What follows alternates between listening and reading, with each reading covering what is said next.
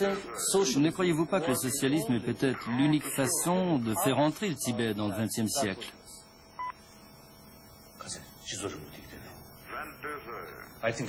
Oui, je le crois. De toute façon,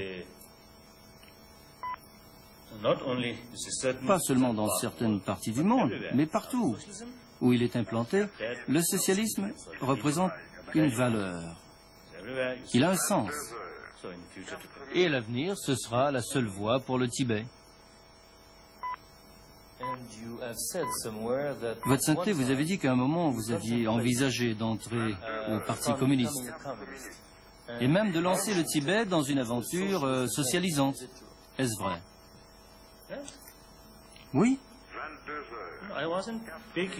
Quand j'étais à Pékin, en Chine, dans les années 54-55, j'ai longuement eu le désir d'entrer au Parti communiste.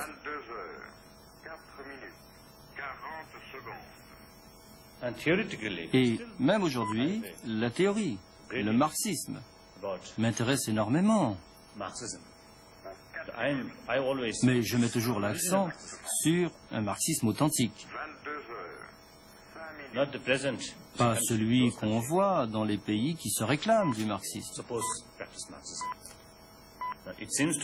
Il me semble que ces pays confondent le marxisme et leurs intérêts politiques nationaux, et aussi leur soif d'hégémonie mondiale.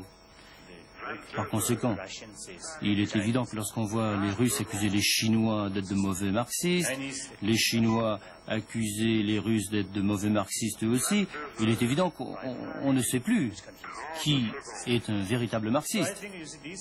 Moi, je pense que ces pays-là mettent l'accent sur leurs intérêts matériels et leur politique nationale. Tandis que moi, je mets l'accent sur le marxisme original. Et bien sûr, je ne veux pas dire qu'il soit bon à 100%. Il y a de mauvais points, mais en même temps, je dois dire qu'il y a des points fondamentaux excellents, surtout si on les voit à travers la pensée bouddhiste.